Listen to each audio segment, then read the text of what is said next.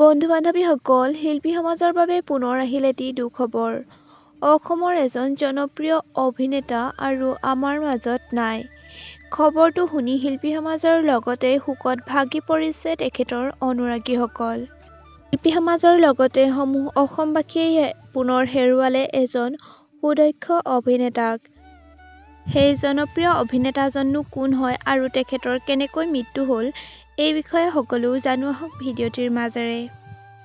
সকলোৰে মৰমৰ সেই জনপ্ৰিয় অভিনেতাজনৰ নাম হ'ল ৰাজীৱ ৰাজনীশ। দেখি নিশ্চয় আপোনালোক সকলোৱে চিনি পাইছে।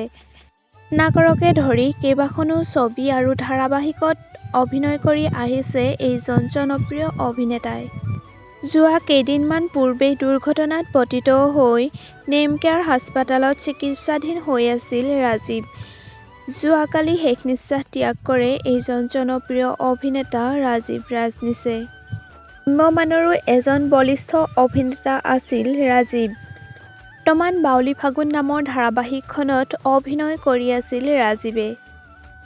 ৰাজীৱৰ অকাল মৃত্যুত শোকত ভাগি পৰিছে সকলো।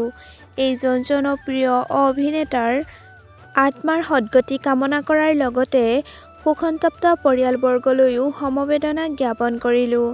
আপোনালোকে এইজন জনপ্ৰিয় অভিনেতাৰ অভিনয় চাই কেনে পাইছিল কমেণ্ট কৰি জনাবলৈ নাপাহৰিব। লগতে ভিডিঅ'টো যদি চাই ভাল পালে তেনেহ'লে ভিডিঅ'টোত এটা লাইক কৰি চেনেলটো ছাবস্ক্ৰাইব কৰি দিব।